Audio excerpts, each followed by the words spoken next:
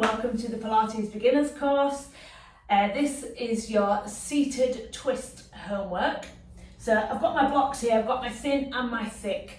At home you might use some books. I would recommend books rather than a cushion, because cushion or a pillow you might sink into it. I find something firm is easier to sit on. If you're very stiff in your back, then something fairly high. If you are comfortable sitting, then you might not need blocks at all. So I'll just show you the position that we want to be in. So as we're sitting now, you can sit cross-legged if you like. You can have your legs out. Your teacher might have guided you in the best way for you to be. But as you're sitting, we want to be sat nice and tall. So as if you're on your sit bones, which is the bottom of your pelvis, lifting up tall, the same posture that you might have when you're standing. So it takes effort to sit into this position.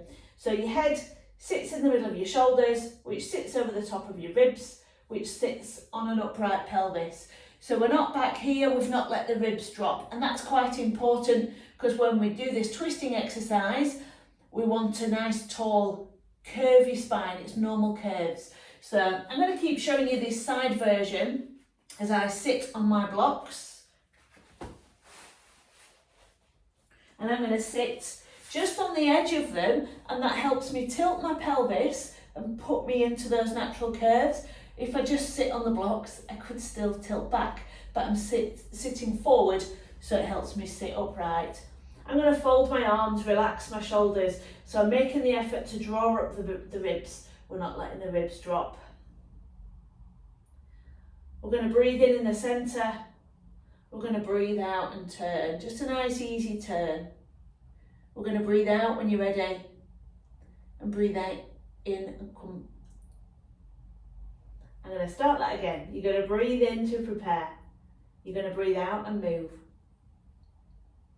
You're going to breathe in when you're ready. You're going to breathe out to come back. You'll breathe in again in the middle. Breathe out and turn. Breathe in, breathe out and turn. So you breathe in when you're still, because that lengthens your spine even a tiny bit, which allows you to move easier. So if you're a bit stiff in your back, you might find that lift helps you, particularly for people, I see this a lot in runners, because we breathe so much whilst we're running, whilst we're going along. Even if it's a plodding pace or a fast pace, then we do get into this kind of position, because we just kind of get to the end. So lifting up allows you more space to breathe. It gives your ribs a bit more movement, particularly at the back. Now, it doesn't need to be a deep breath. It can be a normal breath. But if you want to do a deep breath, you'll breathe in, breathe out, and you might do a bigger movement as you breathe out. And really twist round. Breathe in, breathe out, and really twist round. So you can make a bit more of that movement, you can progress it. Again, brilliant if you've been sat or stood all day. The other important thing is that the weight's equal over my hips. I'm not leaning over as I turn, I'm not dropping the shoulders. So I'm keeping my shoulders down and my head up as I move all the way through. I'll show you the front version as well, just so you can see.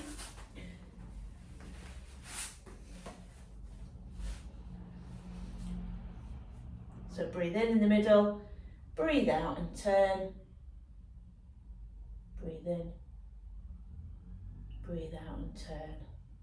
Or you can do a bigger breath, breathe in, feel your lungs, your ribs come out, breathe out. So I've done a bigger twist, the weight's equal over each hip. I do a big breath in, and I do a big breath out, all the way around.